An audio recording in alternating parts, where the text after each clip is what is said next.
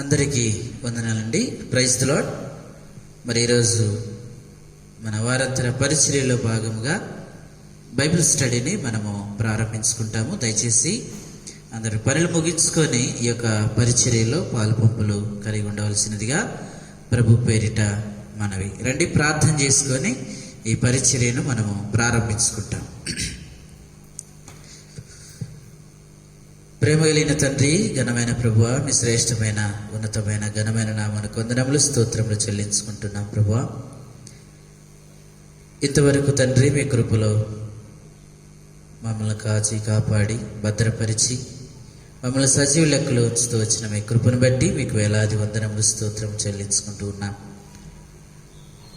మీ యొక్క ప్రేమను బట్టి మమ్మల్ని ఈ లోకంలో నుంచి విడుదల అనుగ్రహించి మీ కుమారుని యొక్క రక్తం ద్వారా మా పాపమును కడిగి మీ బిడ్డలుగా మమ్మల్ని అంగీకరిస్తూ మీ ఆత్మ చేత మమ్మల్ని నడిపిస్తూ వస్తున్న మీ కృపను బట్టి మీకు వందనాలు. అలాగనే తండ్రి, అనుదినము మేము మా ఆత్మీయ జీవితంలో పోషించబడుటకై సంఘము మరి తండ్రి పరిచర్యలు మాకు అనుగ్రహిస్తూ వచ్చారు. అందుని బట్టి మేము స్తుతిస్తా ఉన్నాం. ఈ సమయంలో తండ్రి, మరి సంఘానికి మీరు ఇచ్చినటువంటి వారాంతర పరిచర్యలో మరి ఈరోజు బైబిల్ స్టడీని ప్రారంభించుకొని ఉండగా ప్రారంభం నుంచి అంత వరకు మీ నామానికి మహిమకరంగా మీరు జరిగించుకునండి. పాడబోయేటటువంటి పాటల్లోనూ వాక్యములోను బైబిల్ పఠనంలోనూ మీరు సహాయపడుతురండి. ప్రభు, ఈ పరిచర్య ఆది నుంచి అంత వరకు మీ నామానికే మహిమకరంగా మీరు జరిగించుకుంటారండి. వాతావరణాన్ని మీరు స్వాధీనపరచండి. అలాగే తండ్రి, ప్రతి ఒక్కరు కూడా ఈ యొక్క పరిచర్యలో పాలుపంపులు కలిగి ఉండేదాని కొరకై ప్రభు మంచి ఆత్మను మీరు అనుగ్రహించమని అడుగుతా ఉన్నా, సహాయం చేయండి. ముందున్న సమయమును మీ కృపగల చేతులకు అప్పచెప్తూ మీ కృపా సత్యమును కోరుకుంటూ ఏ సత్య పరిశుద్ధ నామను బట్టి అడిగి వేడుకొనుచున్నాము తండ్రి, ఆమేన్. మనం ఒక పాట పాడుకుంటాము.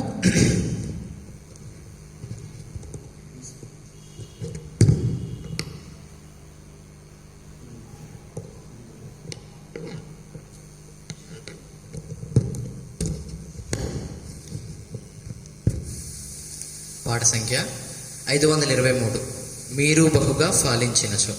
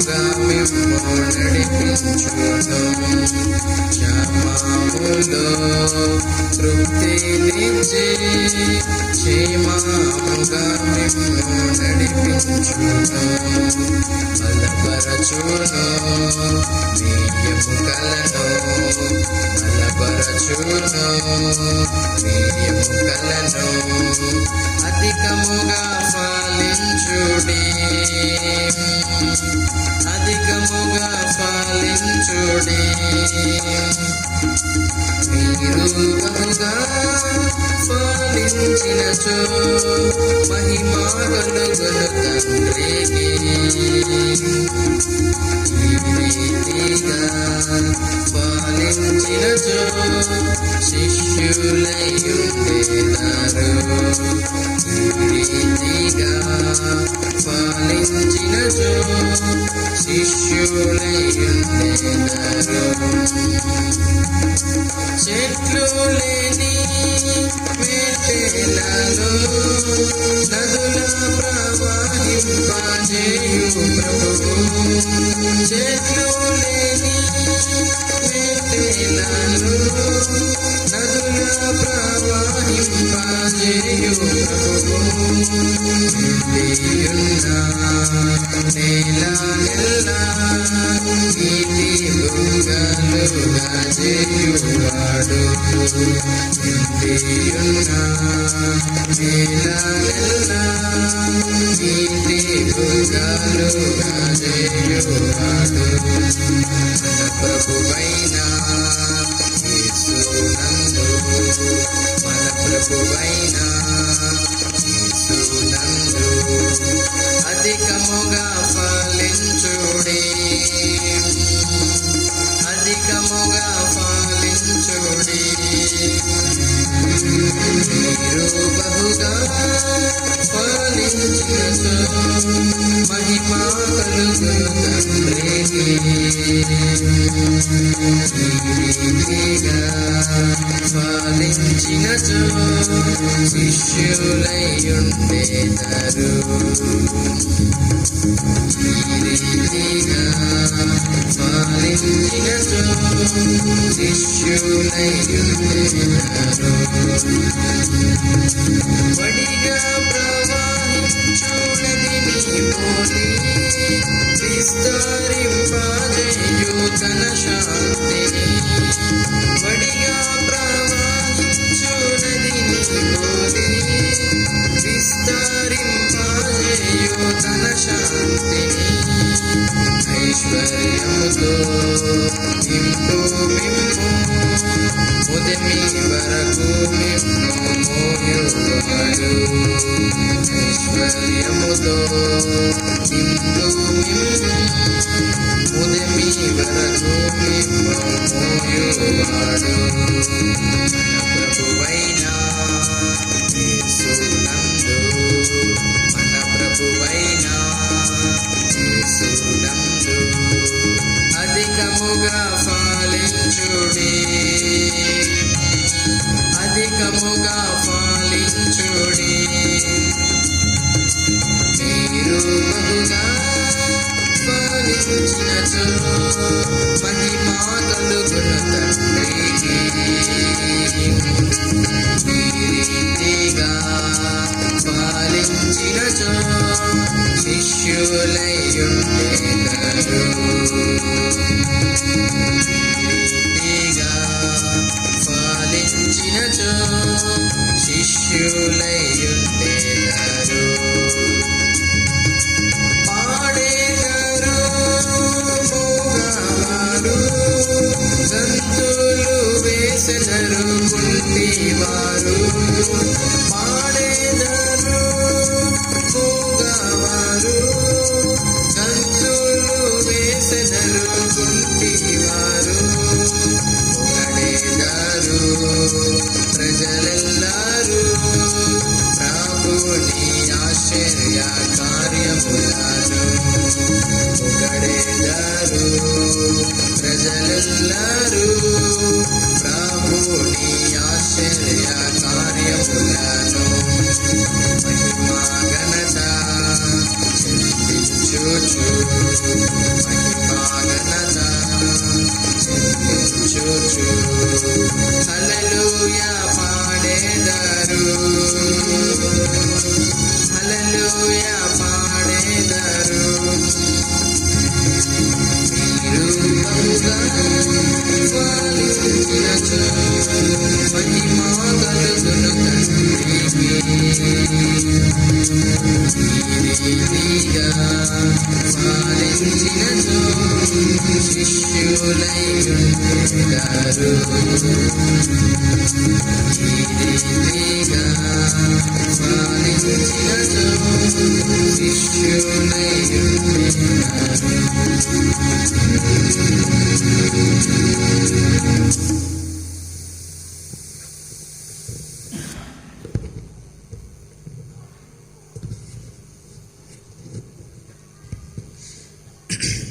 మనం కొద్ది నిమిషాలు దేవుని వాక్యాన్ని విని మనం ప్రార్థన చేసుకుంటాము. మన పరిశుద్ధ బైబిల్ గ్రంథంలో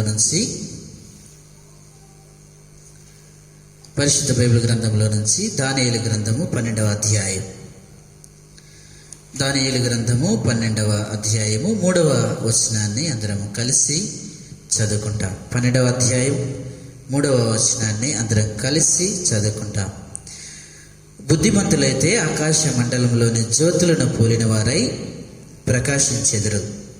నీతి మార్గమును అనుసరించి నడుచుకున్నట్లు ఎవరు అనేకులను త్రిప్పుదురో వారి నక్షత్రం వలె నిరంతరము ప్రకాశించెదరు. ప్రభు సహాయం కొరకై చిన్న ప్రార్థన చేసుకుంటాము. దయచేసి తలలు వచ్చు. ప్రేమ కలిగిన తండ్రి, మరొకసారి మీ పాస్ సన్నిధికి వచ్చి ప్రార్థన చేస్తుండగా మీ కృపలో జ్ఞాపకం చేసుకునండి. ఈ సమయంలో తండ్రి పాట ద్వారా మీరు మహిమ పొందుతూ వచ్చినందుకే మీకు వందనాలు ప్రభువా. మరి మీ వాక్యం కొరకే మేము ఎదురు చూస్తుండగా మీ పరమ నుంచి నా ఆత్మీయ జీవితాలకు కావలసినటువంటి లేఖన భాగములను మీరే పరమ నుంచి అనుగ్రహిస్తారని అడుగుతున్నాం. సహాయం చేయండి. ఈ యొక్క బైబిల్ పఠనమును ప్రారంభించుకొనిస్తుండగా మీరే సహాయం చేయండి.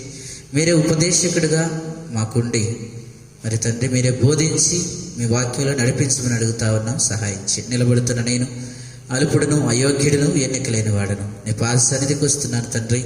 బలపరచండి. మీ యొక్క పరసంబంధమైన జ్ఞానంతో మీరు నడిపించండి. నన్ను పూర్తిగా మరుగు చేసి మిమ్మల్ని మీరే ప్రత్యక్షపరచుకుంటున్నామని యేసు అతి పరిశుద్ధ నామమును బట్టి అడిగి వేడుకొనిచున్నాము తండ్రి. ఆమేన్. దేవుని నామానికి వందనాలండి. మీ అందరికి కూడా ప్రభు అయిన యేసుక్రీస్తు వారి శ్రేష్టమైన నామంలో మీ అందరికి వందనాలండి. Praise the Lord. దేవుని మహాకృపను బట్టి దేవుడు ఇంతవరకు మనల్ని రక్షిస్తూ వచ్చాడు. ఈ రోజున మనము సజీవులుగా ఉంచబడుతూ వచ్చామంటే అది కేవలం దేవుని యొక్క ఉచితమైన కృప. ఆయన కృప కనికరము మన ఎడల లేకపోయి ఉంటే ఈ రోజున మనము సజీవులుగా ఉండేవారమే కాదు, మరి ఈ పరిచర్యలో పాలుపంపులు కలిగి ఉండేవారమే కాదు.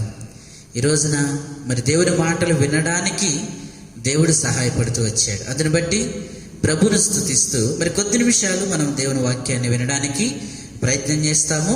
దయచేసి కొద్ది నిమిషాలు మరి దేవుని వాక్యాన్ని వింటాం. మనం చదువుకున్నటువంటి దానియేలు గ్రంథము 12వ అధ్యాయం 3వ వచనము. మరి ఎందరైతే ప్రభు వైపు తిప్పుతారో వారందరినీ కూడా దేవుడు ఎవరితో పోలుస్తూ వచ్చాడంటే నక్షత్రాలతో పోలుస్తూ వచ్చాడు. అయితే పరిశుద్ధ గ్రంథములో చాలామంది ప్రభు వైపును తిప్పినటువంటి నక్షత్రాలు పరిశుద్ధ గ్రంథంలో ఉన్నాయి. అయితే మనం ఒక్కొక్క నక్షత్రాన్ని గురించి తెలుసుకుందామని ఈ సబ్జెక్ట్ను మనం ప్రారంభించాం. దానిలో ఒక నక్షత్రం గురించి మనం తెలుసుకుంటున్నాము. ఆ నక్షత్రం పేరే అపోస్తలుడైన పౌలు గారి యొక్క మరి పరిచర్య, పౌలు గారి యొక్క ప్రయాణాలు, పౌలు గారి యొక్క పత్రికలు మనము ధ్యానం చేస్తూ ఉన్నాం. కనుక పౌలు గారి మరి ప్రయాణాలలో దాదాపుగా మనము మొదటి ప్రయాణాన్ని ముగించి రెండవ ప్రయాణం మధ్య వరకు మనం వస్తూ వచ్చాం. మధ్య వరకు అంటే కొరింథీ పట్టణం వరకు వచ్చి ఆగాం. ఎందుకు కొరింథీ పట్టణంలో ఆగిపోయామంటే ఈ కొరింథీ పట్టణం నుంచే పౌలు గారు మరి తెస్సలోనిక అనేటువంటి సంఘానికి పత్రిక రాశాడని మనం తెలుసుకున్నాం. కనుక మనం కొరింథీలో ఎందుకు ఆగామంటే పత్రిక రాశాడు. ఆ పత్రిక యొక్క వివరాలు ఏంటి అని తెలుసుకోవడానికి మనం తెస్సలోనికకి వెళ్ళాం. కనుక ఆయన తెస్సలోనిక పత్రిక ఎందుకు రాశాడు, ఏ ఏ విషయాలు రాశాడు, ఎందుకు రాశాడు, ఎప్పుడు రాశాడు అనేటువంటి విషయాలతోనే మనం ఆ తెస్సలోనిక పత్రికను ప్రారంభించాం.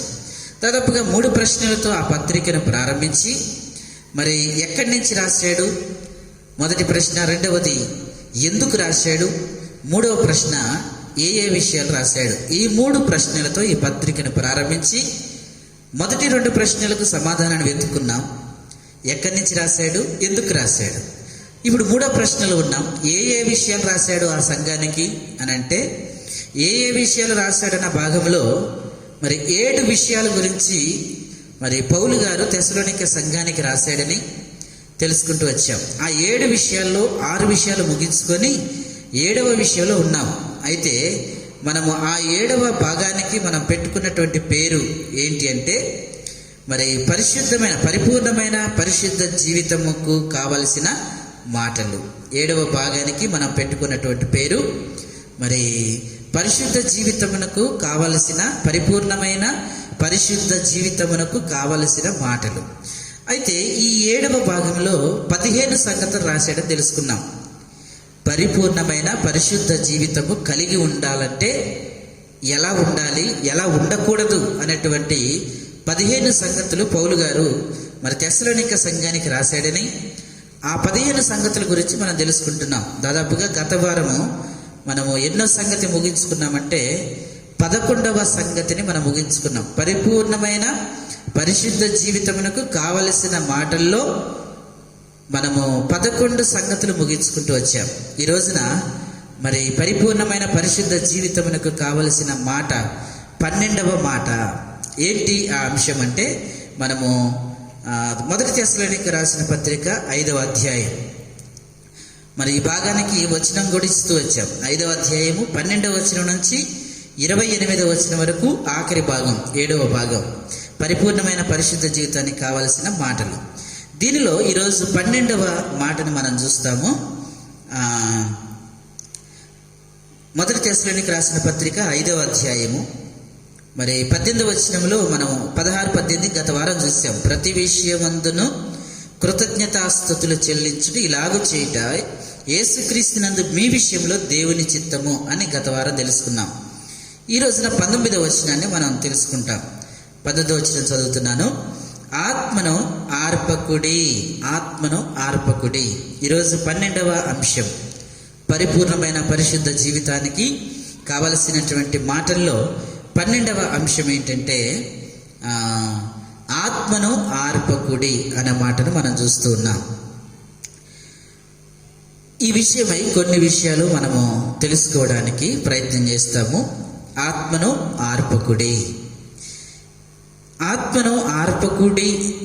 అనేటువంటి మాటను మనం గమనిస్తే, ఆర్పకుడి అనే మాటను గమనించగలిగితే, ఆత్మ ఒక వెలుగుతోనే ఉన్నదని, అది ఒక అగ్నితో పోల్చబడింది అని మనకు అర్థమవుతా ఉంది. కనుక మనకి ఆధారంగా మరి దేవుడు కూడా రాయిస్తూ వచ్చాడు. సామెతల గ్రంథము మరి 20వ అధ్యాయంలో ఆ మాట రాయబడుతూ వచ్చింది. 20వ అధ్యాయం 27వ వచనం. సామెతల గ్రంథము 20వ అధ్యాయము 27వ వచనం. 20వ అధ్యాయం 27వ వచనం చదువుతాం. నరుని ఆత్మ యెహోవా పెట్టిన దీపము అంటాడు. అంటే ఆత్మను ఆర్పకుడి అని మన తెస్సలోనిక పత్రికలో చూస్తే, ఏ ఆత్మ అని చూస్తే దేవుడు నరునిలో పెట్టినది ఏంటంట?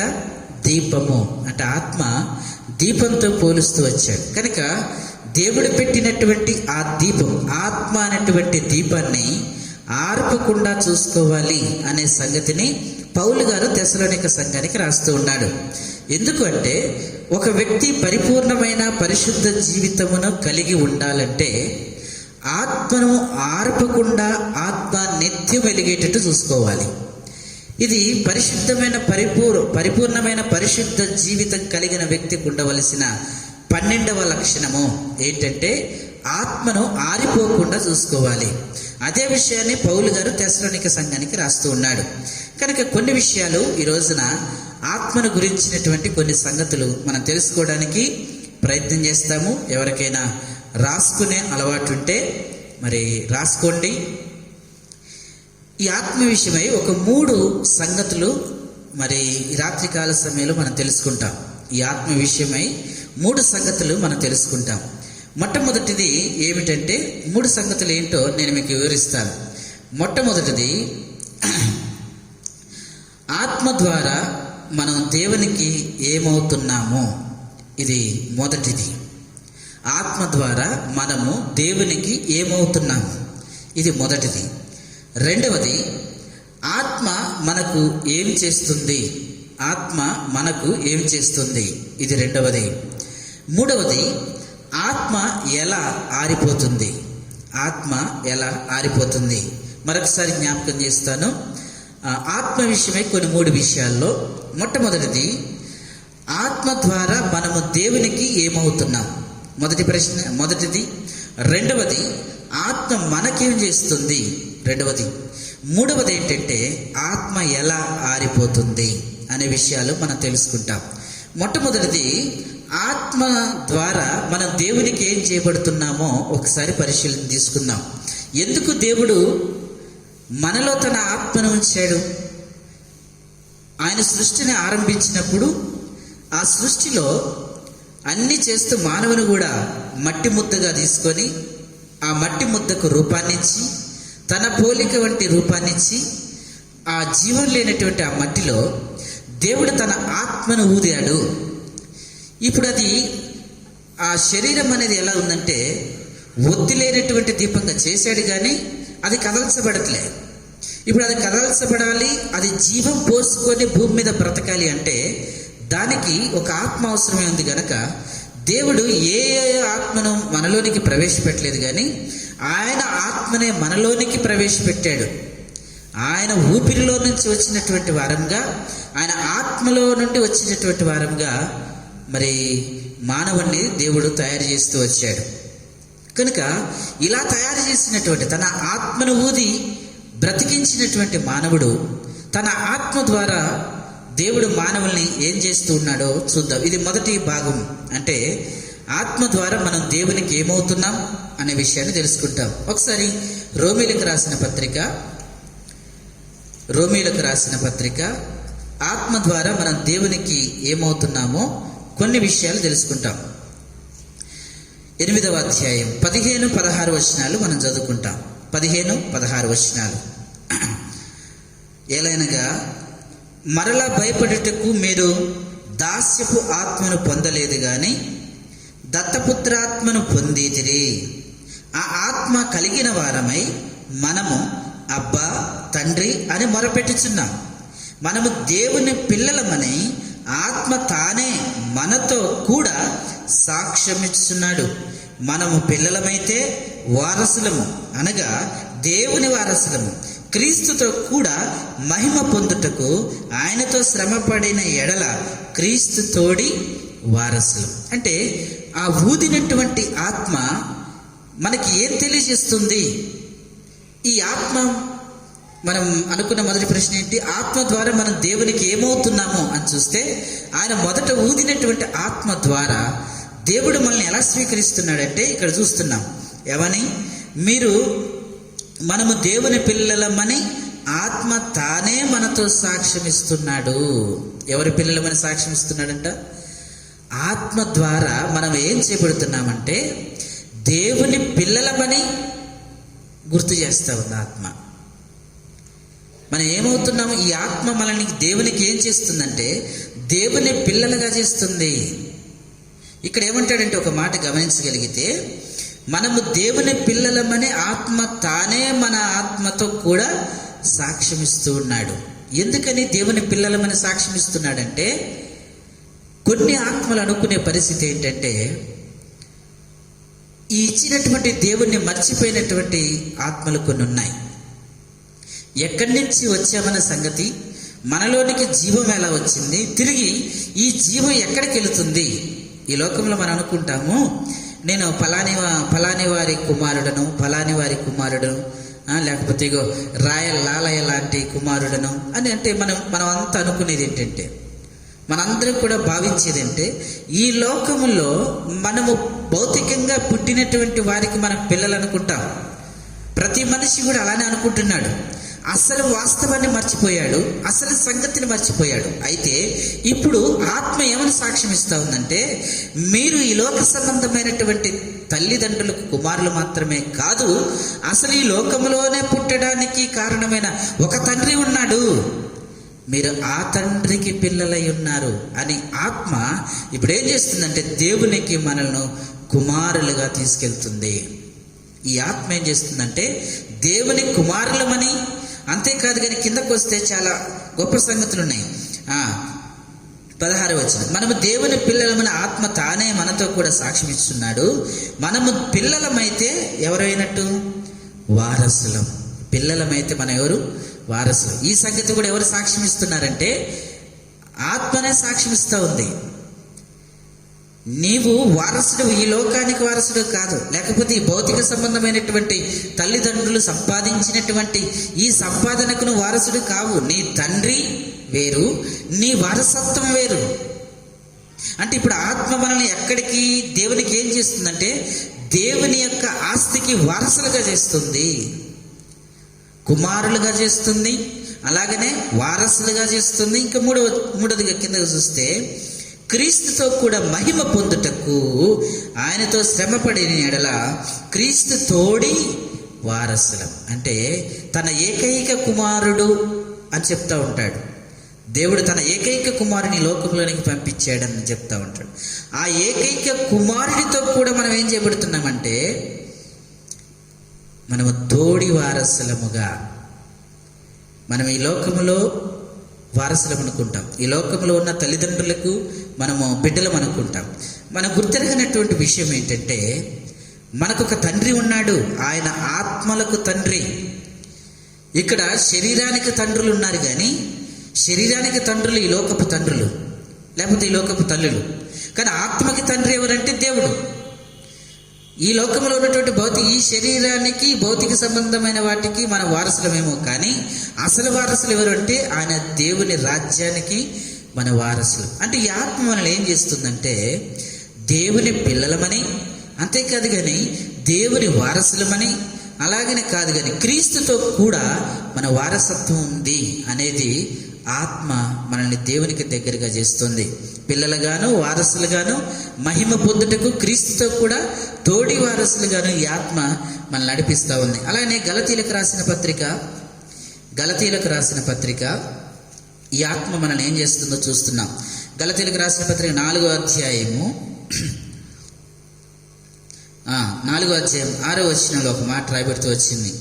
గలతీలకు రాసిన పత్రిక 4వ అధ్యాయము 6వ వచనం, మరియు మీరు కుమారులై ఉన్నందున నాయన తండ్రి అని మొరపెట్టు తన కుమారుని ఆత్మను దేవుడు మన హృదయంలోనికి పంపెను. కాబట్టి నీవిక దాసుడువు కావు, కుమారుడవైతే దేవుని ద్వారా వారసుడువు. ఇక్కడ కూడా పౌలు గారు గలతీ సంఘానికి చెప్తున్నటువంటి మాటలు ఏమని చెప్తున్నాడంటే మరియు మీరు 6వ వచనం, మరియు మీరు కుమారులై ఉన్నందున నాయన తండ్రి అని మొరపెట్టు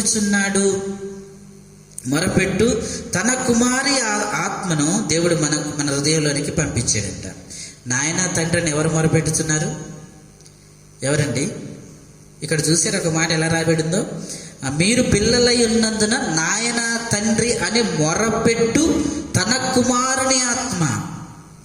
నాయన తండ్రి అని మొరపెట్టేది ఎవరంటే కుమారుని ఆత్మ. ఎందుకంటే ఆయన కుమారుడు గనక నాయన తండ్రిని ఆయన మొరపెడుతున్నాడు.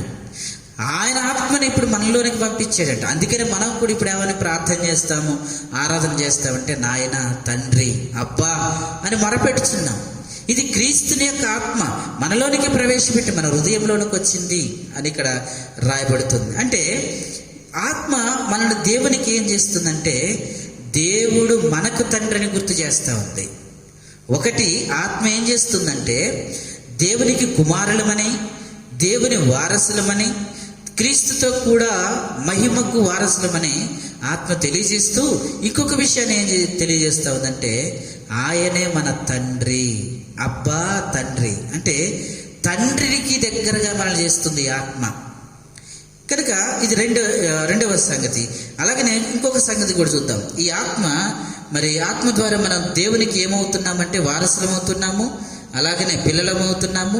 అలాగనే ఈ ఆత్మ ద్వారా ఆయన మనకు తండ్రి అయ్యాడు. ఆత్మ ద్వారానే మనం పిల్లలమయ్యాం, అదే ఆత్మ ద్వారా ఆయన మనకు తండ్రి అయ్యాడు. ఎందుకంటే ఆయన ఆత్మ మనలో ఉంది కాబట్టి. ఇంకొక సంగతి చూద్దాం. 1 యోహాను రాసిన పత్రిక మొదటి యోహాను రాసిన పత్రిక 3వ అధ్యాయం 24వ వచనం. 3వ అధ్యాయం 24వ వచనం. ఆయన ఆజ్ఞలు గైకొనువాడు ఆయన యందు నిలిచి ఉండును, ఆయన వాని యందు నిలిచి ఉండును, ఆయన మన యందు నిలిచి ఉన్నాడని ఆయన మనకు అనుగ్రహించిన ఆత్మ మూలముగా తెలుసుకొనుచున్నాము. అంటే ఈ ఆత్మ ఏం చేస్తుంది అంటే దేవునిలో నిలిచేటట్టుగా చేస్తుంది. దేవునిలో నిలిచేటట్టుగా ఏం చేస్తుందంటే ఆత్మ మూలంగా తెలుసుకొనుచున్నాం. మన యందు ఆయన, ఆయన యందు మనము నిలిచి ఉండేదిగా ఏది చేస్తుందంటే ఆయన ఆత్మ ద్వారానే ఆయన సన్నిధిలో నిలవగలుగుతున్నాం. ఇంకా చూద్దాం. అదే మొదటి యోహాను 4:13 చూద్దాం. 4:13 వచనం. దీని వలన మనము ఆయన యందు నిలిచి ఉన్నామనియు ఆయన మన యందు ఉన్నాడనియు తెలుసుకొనుచున్నాము. ఎలాగనగా ఆయన మనకు ఆత్మలో పాలు దయచేసెను. అంటే ఇప్పుడు ఆత్మ ద్వారా మరి ఆత్మ దేవునికి మనల్ని ఏం చేస్తుందంటే పాలివారిగా చేస్తుంది. మన పాలివారం కుమారుడైతే, పరిశుద్ధాత్మ అయితే, దేవుడైతే, మనమైతే ఈ ఆత్మలన్నీ కూడా మరి పాలివారు అంటే దేవునిలో మనము తన ఆత్మలో పాలు దయచేసి ఉన్నాడు. అంటే మన పాలివారమని గుర్తు చేస్తూ ఉంది ఆత్మ. దేవుని పిల్లలమని, దేవుని వారసులమని, ఆ క్రీస్తుతో కూడా తోడి వారసులమని, అంతేకాదు ఆయనే మన తండ్రిని, ఇంకోటి మనమందరం కూడా మరి పాలివారమని ఆత్మ గుర్తు చేస్తూ ఉంది. కనుక ఆత్మ ద్వారా మనం దేవునికి ఏమవుతున్నాం? ఇది మొదటి ప్రశ్న. ఆత్మ ద్వారా మనం ఏం చేయబడుతున్నాం అంటే కుమారులుగా, వారసులుగా, క్రీస్తు తోడి వారసులుగా, ఆయన మనకు తండ్రిని. అంతేకాదు కానీ మనమంతా కూడా ఈ ఆత్మలన్నీ పాలివారంగా ఉంచుతూ వచ్చాడని మనం తెలుసుకుంటూ వచ్చాం. ఇది మొదటి ప్రశ్నలోని భాగం. ఈ ఆత్మ మనను దేవునికి మరి ఏం చేస్తుందనే విషయం తెలుసుకుందాం. ఇప్పుడు రెండవ ప్రశ్న ఏంటంటే ఆత్మ మనకేం చేస్తుంది? మొదటిదేమో దేవునికి ఏం చేస్తుందంటే వారసులుగాను, కుమారులుగాను, మహిమ పొందేవారుగాను ఈ ఆత్మ చేస్తూ ఉంది. ఇప్పుడు రెండవది, ఈ ఆత్మ మనకేం చేస్తుంది? ఈ ఆత్మ మనకేం చేస్తుంది? దేవుడు పెట్టినటువంటి ఆత్మ మనకేం చేస్తుందో కొన్ని విషయాలు తెలుసుకుంటాం. ఇది రెండవ ప్రశ్న. మరి రోమీయులకు రాసిన పత్రిక, యోహాను రాసిన సువార్త 14వ అధ్యాయం. యోహాను సువార్త 14వ అధ్యాయం. యోహాను సువార్త 14వ అధ్యాయము 26వ వచనం చదువుదాం.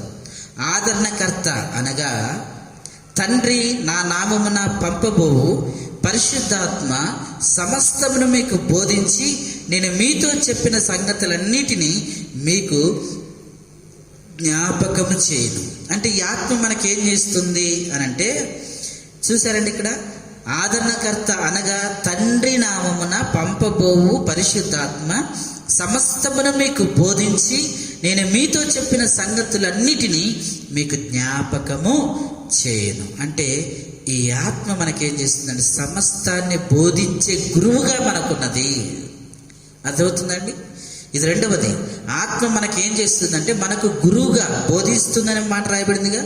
సమస్తమును బోధిస్తూ ఉంది. అంటే ఒక గురువు శిష్యుకు బోధించినట్లుగా ఈ ఆత్మ మనకు గురువుగా ఉండి ఈ ఆత్మ ఏం చేస్తుందంటే ప్రతి విషయంలో మనకు బోధిస్తుంది. మనకేం చేస్తుందంటే మొట్టమొదటిగా గురువుగా ఉండి మనల్ని బోధిస్తుంది, మనకు బోధిస్తూ ఉంది. అలాగనే మరి నెహెమ్యా గ్రంథం 9వ అధ్యాయం ఈ ఆత్మ ఏం చేస్తుందో చూద్దాం. నెహెమ్యా గ్రంథం 9వ అధ్యాయము. నెహెమ్యా గ్రంథము 9వ అధ్యాయము 18-19 వచనాలు చదువుదాం. నెహెమ్యా గ్రంథం 9వ అధ్యాయము 18-19 వచనాలు. 18-19 వచనాలు. వారొక పోత దూడను చేసుకొని ఐగుప్తుల నుండి మమ్మను రప్పించిన దేవుడు ఇదే అని చెప్పి నీకు బహు విసుగు పుట్టించినను వారు ఎడారిలో ఉండగా నీవు బహు విస్తారమైన కృప కలిగిన వాడవై వారిని విసర్జింపలేదు. మార్గము గుండా వారిని తోడుకొని పోవుటకు పగలు మేఘస్తంభమును, దారిలో వారికి వెలిగించుటకు రాత్రి అగ్నిస్తంభమును వారి పై నుండి వెళ్ళక నిలిచెను. వారికి బోధించుటకు నీ ఉపకారాత్మను దయచేసితివి. నీవిచ్చిన మన్నా నీయక మానలేదు. వారి దాహమునకు ఉదకము నిచ్చితివి. అంటే ఈ ఆత్మ మనకి ఏమి నేర్పిస్తూ ఉంది అంటే ఇక్కడ ఒక అంశం జరుగుతూ ఉంది. ఏంటంటే మరి ఇశ్రాయేలీల ప్రజలు ఏం చేస్తూ వచ్చారంటే, మోషే సీనాయి పర్వతం మీదకి వెళ్ళినప్పుడు ఆయన రావటం లేట్ అయింది. ఈ లేట్ అయిన కారణాన్ని బట్టి ఇశ్రాయేలీలు ఏం చేశారంటే, మాకు ఒక దేవత కావాలి, ఒక దేవుడు కావాలని అహరోను అడగటం చేత వారు ఒక దూడం చేసుకున్నారు. దూడం చేసుకుని ఆ దూడకు సాగిలపడుతూ నాట్యం చేస్తూ ఆ దూడ ఎదుట ఉండి వారి యొక్క చర్యలన్నీ కూడా మార్చబడ్డాయి. ఈలోపు మోషే గారు సీనాయి పర్వతం దిగి వచ్చాడు ఆ పలకలు పట్టుకొని. వీరి యొక్క ప్రవర్తన అంతటిని చూసి మోషే ఏం చేశాడంటే పలకలను పగలగొట్టేశాడు. అంటే ఒక రకంగా మోషేకి ఎంత కోపం వచ్చిందంటే, కొద్ది కోపం రాలేదండి. పలకలను 40 దినాలు ఉపవాసం ఉండి చేసినటువంటి ఆ పలకల కొరకు 40 దినాలు ఉపవాసం ఉన్నాడు.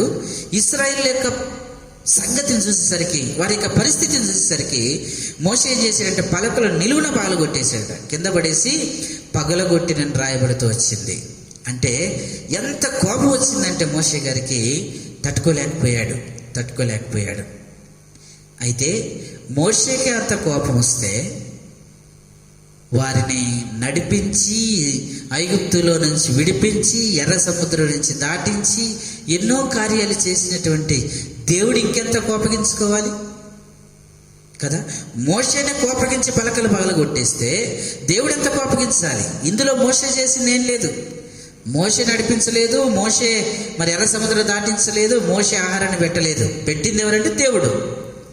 వీళ్ళు చేసింది మోషేకు విరుద్ధంగా పాపం చేయలే. ఇశ్రాయేలీలు దేవునికి విరుద్ధంగా పాపం చేస్తూ వచ్చారు.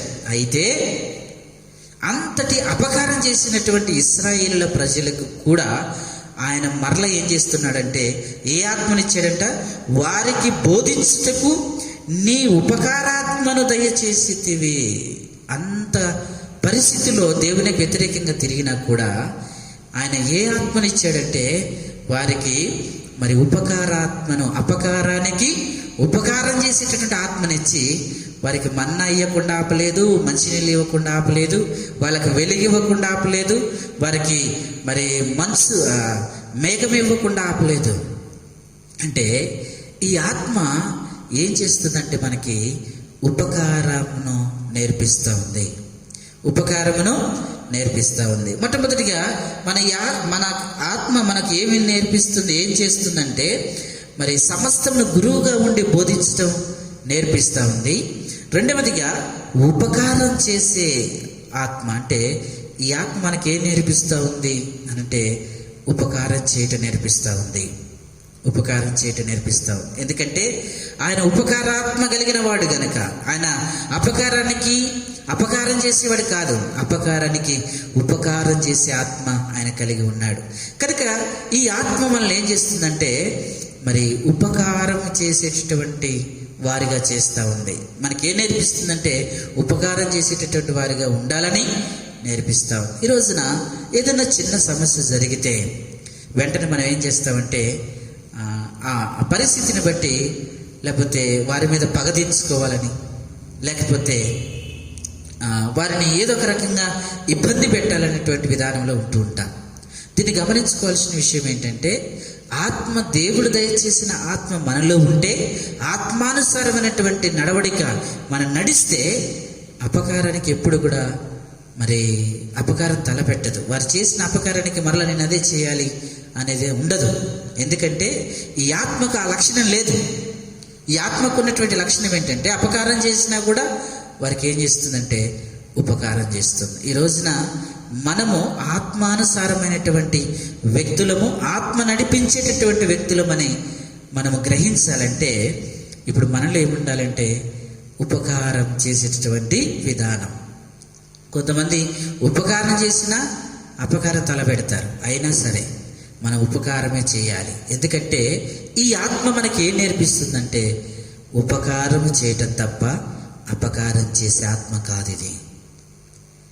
ఒక వ్యక్తి మనల్ని ఏదో అన్నంత మాత్రాన వాడు ఇట్లా అంటాడా, వాడికి ఏదో ఒకటి తలపెట్టాలి, ఏదో ఒకటి చేయాలి. అనే ఆత్మ ఉందే, అది దురాత్మ. పరిశుద్ధాత్మ ఏంటి? దేవుడిచ్చిన ఆత్మ ఏంటంటే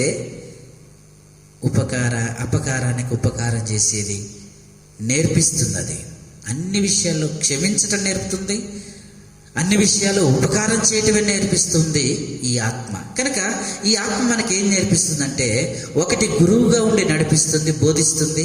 రెండవదిగా ఉపకారం చేయటం నేర్పిస్తూ ఉంది. మూడవదిగా మరి ఈ ఆత్మ మనకేం చేస్తుందో ఒకసారి చూద్దాం. లూకాసు వార్త 12వ అధ్యాయం. లూకాసు వార్త 12వ అధ్యాయం. లూకాసు వార్త 12వ అధ్యాయము 11వ వచనం నుంచి చదువుదాం. 11వ వచనం నుంచి. వారు సమాజ మందిరముల పెద్దల యొద్దకును, అధిపతుల యొద్దకును, అధికారుల యొద్దకును మిమ్మల్ని తీసుకొని పోవునప్పుడు మీరు ఎలాగూ ఏమి ఉత్తరమిచ్చేదమా, ఏమి మాట్లాడుదమా అని చింతింపకుడి. మీరేమి చెప్పవలసినదియో పరిశుద్ధాత్మ ఆ గడిలోనే మీకు నేర్పించును. అంటే ఇక్కడ శిష్యులు కొంత మదన పడుతున్నటువంటి పరిస్థితి. అధికారుల దగ్గరికి, మరి ఉన్నతమైనటువంటి వారి దగ్గరికి వెళితే వాళ్ళకి ఎలా చెప్పాలి, వారితో ఎట్లా మాట్లాడాలి మాకు తెలియదు కదా అని అనుకుంటే యేసు ప్రభువారు అంటున్నాడు, మీరు ఎలా మాట్లాడాలి, ఎలా మీరు వారితో మాట్లాడాలని మీరు చింతపడకుడి. మీరేమి చెప్పవలసినదియో పరిశుద్ధాత్మ గడిలోనే మనకేం చేస్తుందంట, నేర్పిస్తుంది. మొట్టమొదటి గురువుగా ఉండి సమస్తాన్ని బోధిస్తే, రెండవది ఏం చేస్తుందంటే ఉపకారాన్ని నేర్పిస్తుంది. మూడవది ఏం నేర్పిస్తుంది? ఆత్మ అంటే మాట్లాడడం నేర్పిస్తుంది. ఆ సమయంలో ఏవి మాట్లాడాలో ఆత్మ మనకు నేర్పిస్తుంది. అయితే మనము ఈ పరిశుద్ధాత్మ యొక్క అంటే దేవుడిచ్చినటువంటి ఆత్మానుసారమైనటువంటి మనుషులుగా మనం ఉన్నప్పుడు ఆ ఆత్మ మాట్లాడుతుంటుంది. ఎందుకంటే మనలో ప్రవేశపెట్టిన ఆత్మ దేవుడిచ్చింది గనక ఏం మాట్లాడాలో, ఎలా మాట్లాడాలో అది ఆత్మ తన ద్వారా మాట్లాడిస్తుంటుంది కదా. అంటే దీన్ని అనగానే మనం భౌతికంగా తీసుకోకూడదు. అంటే ఎక్కడికి పోయినా ఒకవేళ వేరే వాళ్ళతో మాట్లాడాలి అంటే ఆత్మ మరి తానే నేర్పిస్తాడు, ఇలా మాట్లాడు. ఆత్మ బోధించే విషయాలు వేరు, ఆత్మ నేర్పించే విషయాలు వేరు. ఎవరో మీద కోపం ఉంటుంది మనకి, పోయి ఆ కోపాన్ని బట్టి మనం మాట్లాడుతూ ఉంటే అప్పుడు కూడా మనం చెప్పే మాట ఏంటంటే ఆత్మ చెప్తుంది కదా, ఆత్మ చెప్పింది కాబట్టి మాట్లాడాను అంటాం. తప్పు. ఆత్మ ఎప్పుడు అలా మాట్లాడదు. ఆత్మ మాట్లాడడానికి ఒక శైలి ఉంది, ఆత్మ మాట్లాడే భావం వేరే ఉంటుంది. ఇక్కడ చెప్తున్నది ఏమి మాట్లాడాల్సినది, దేని విషయంలో? దేవుని పని విషయంలో తప్ప ఆత్మ ఇంకే విషయంలో మనకు నేర్పించదు. భౌతిక సంబంధమైన విషయాల్లో నువ్వు ఎలా సంపాదించాలో మనకు ఆత్మ నేర్పిస్తుందంటేనో, భౌతిక సంబంధమైన విషయాలు ఆత్మ నేర్పించదు. ఆత్మ సంబంధమైన సంపాదన కొరకు ప్రయాసపడితే, ఆత్మ సంబంధమైనటువంటి జీవితానికి మరి దేవుని పని విషయంలో ఉంటే ఆత్మ ఏం మాట్లాడాల్సింది చెప్తుంది. ఇక్కడ యేసు ప్రభువు వారు చెప్తున్న సందర్భం కూడా అదే. అయ్యా, రాజ్య సువార్త చేయడానికి వెళ్ళినప్పుడు అధికారులతో ఎలా మాట్లాడాలి అని అంటే ఆత్మ మరి నేర్పిస్తుంది, వెళ్ళండి అన్నాడు. అంతేగాని పేతురు గారు వల పట్టుకొని, అయ్యా నేను చేపలు పట్టడానికి పోతున్నా, మరి ఆత్మని చెప్పవను, నాకు కొంచెం ఎట్ట పట్టాలో చేపలు అంటే అట్లా చెప్పుద్దా ఆత్మ అంటే చెప్పదు. భౌతిక సంబంధమైన విషయాల్లో ఏది ఆత్మ మనకు నేర్పించదు, బోధించదు. ఆత్మ చెప్పేది ఏంటంటే దేవుని పని విషయం తప్ప ఏ విషయంలో ఆత్మ బోధించడు. ఎందుకంటే ఆత్మ సంబంధమైన విషయాలు చెప్పుద్ది, కానీ శరీర సంబంధమైన విషయాలు ఎలా చెప్పుద్ది? చెప్పదు. కనుక ఆత్మ మనం మాట్లాడాల్సిందేంటో అది దేవుని పని విషయంలో తప్ప వేరే విషయంలో చెప్పదు. ఈ రోజున మనం ఆత్మ నడిపింపులో ఉంటే ఆత్మ ఉపకార బుద్ధి నేర్పిస్తుంది, అలాగే ఏం మాట్లాడాలో నేర్పిస్తుంది, అలాగనే ఆయనే గురువుగా ఉండి మనం నడిపిస్తూ ఉంటాడు. ఇంకా చూస్తే యోహాను సువార్త 16వ అధ్యాయము 7వ వచనం. ఆత్మ మనకేం చేస్తుందో చూస్తున్నాం. 16వ అధ్యాయం 7వ వచనం. 16వ అధ్యాయం 7వ వచనం నుంచి. అయితే నేను మీతో సత్యము చెప్పుచున్నాను, నేను వెళ్ళిపోవటం వలన మీకు ప్రయోజనకరము. నేను వెళ్ళని ఎడల ఆదరణకర్త మీ యొద్దకు రాడు, నేను వెళ్ళిన ఎడల ఆయన మీ యొద్దకు పంపుదును. ఆయన వచ్చి పాపమును గూర్చియు, నీతిని గూర్చియు, తీర్పును గూర్చియు లోకమును ఒప్పుకొన చేయును. లోకులు నా యందు విశ్వాసం ఉంచలేదు గనక పాపమును గూర్చియు నేను తండ్రి యొద్దకు వెళ్ళుట వలన మీరిక నన్ను చూడరు గనుక నీతిని గూర్చియు ఈ లోకాధికారి తీర్పు పొంది ఉన్నాడు గనుక తీర్పును గూర్చియు ఒప్పుకొనజేయను. నేను మీతో చెప్పవలసిన ఇంకా అనేక సంగతులు కలవు గాని ఇప్పుడు మీరు వాటిని సహింపలేరు. అయితే ఆయన అనగా సత్యస్వరూపైన ఆత్మ వచ్చినప్పుడు మిమ్మల్ని సర్వసత్యంలోనికి నడిపించును. చూసారండి, ఆత్మ మనకేం చేస్తుందంటే మన ఇంత ఉపకారం గురువుగా ఉంటుంది, రెండవది ఉపకారం చేయటం నేర్పిస్తుంది, మూడవ సంగతి ఏం చూసాము, మూడవది మరి ఏమి మాట్లాడవలసినది అనేది నేర్పిస్తూ ఉంది. మరి నాలుగవదిగా చూస్తూ ఉన్నాము, మరి తీర్పును గురించి పాపమును గురించి మనల్ని ఒప్పింపచేసి మనల్ని సర్వసత్యంలోనికి నడిపిస్తుంది. అంతే కదండి, పాపం గురించి చెప్పాలి, ఆ పాపానికి వచ్చే తీర్పును గురించి కూడా ఇక్కడ ఏమంటాడు, అదే కదా, ఆయన వచ్చి పాపమును గూర్చియు నీతిని గూర్చియు తీర్పును గూర్చియు లోకమును ఒప్పింప చేయను. అంటే పాపమును గురించి, తీర్పును గురించి, నీతిని గురించి ఈ ఆత్మ మనకు బోధిస్తుంది, నడిపిస్తుంది. మనం అసత్యంలో ఉండకుండా సర్వసత్యంలోనికి ఈ ఆత్మ మనల్ని ఏం చేస్తుందంటే నడిపిస్తుంది. ఇది నాలుగవ సంగతి. ఇంకా ఈ ఆత్మ మనకి ఏం చేస్తుందో చూద్దాం. రోమీయులకు రాసిన పత్రిక 8వ అధ్యాయం 26వ వచనం. ఈ ఆత్మ మనకేం చేస్తుంది అనేది 8వ అధ్యాయం 26వ వచనం. అటువలే ఆత్మయు మన బలహీనతను చూసి సహాయం చేస్తున్నాడు. ఎలాగనగా మనము యుక్తముగా ఎలాగో ప్రార్థన చేయవలనో మనకు తెలియదు కానీ ఉచ్చరింప సఖ్యము కాని మూలుగులతో ఆత్మ తానే మన పక్షముగా విజ్ఞాపన చేస్తున్నాడు. అంటే ఈ ఆత్మ మనకు ప్రార్థన చేయడం నేర్పిస్తుంది. ఈ ఆత్మ మనకి ఏం నేర్పిస్తుంది అంటే గురువుగా ఉన్నాడనే సమస్తాన్ని బోధిస్తుంది. అలాగనే ఉపకార బుద్ధిని నేర్పిస్తుంది. ఇంకా ఏం నేర్పిస్తుంది అంటే ఎలా మాట్లాడాలో నేర్పిస్తుంది. నాలుగవదిగా చూసాము, మనల్ని పాపముల గురించి, నీతిని గురించి, అలాగే తీర్పుని గురించి మనం ఒప్పింపజేసి సర్వసత్యంలోనికి మనల్ని నడిపిస్తుంది. ఇక్కడ 5వదిగా చూస్తూ ఉన్నాము, ఏం చూస్తూ ఉన్నాం, ప్రార్థన. తండ్రికి ఎలాగో ప్రార్థించాలో, తండ్రిని ఎలాగ అడిగితే ఇస్తాడో ఆయన ఆత్మ మనకు బోధిస్తుంది, నేర్పిస్తుంది. కనుక ప్రార్థన ఎలాగో చేయాలో ఈ ఆత్మ మనకు నేర్పిస్తా ఉంది. అలాగనే యోహాను సువార్త 15వ అధ్యాయం 26వ వచనంలో ఈ ఆత్మ మనకు ఏం చేస్తుంది, 15వ అధ్యాయం 26వ వచనం, 15:26. తండ్రి యొద్ద నుండి మీ యొద్దకు నేను పంపబో ఆదరణకర్త అనగా తండ్రి యొద్ద నుండి బయలుదేరు సత్యస్వరూపైన ఆత్మ వచ్చినప్పుడు ఆయన నిన్ను గురించి మరి సాక్ష్యమిచ్చును. మీరు మొదటి నుండి నా యొద్ద ఉన్నవారు గనుక మీరును సాక్ష్యమిచ్చెదరు.